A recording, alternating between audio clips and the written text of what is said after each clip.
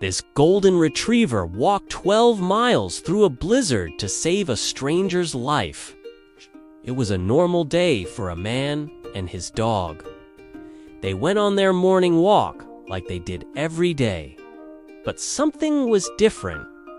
The man's dog, Max, noticed that his owner wasn't acting right. He was pale and sweating. And when he collapsed from a heart attack, Max didn't panic. He knew what he had to do.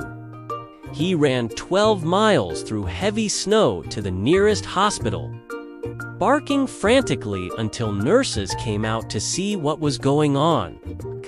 They followed Max back to his owner, who was still unconscious. And when the doctor saw what Max had done, they rushed his owner inside. Max didn't get to go inside, but he was given a hero's medal. And all he wanted was belly rubs. Dogs truly are guardian angels. Follow for more incredible rescue stories.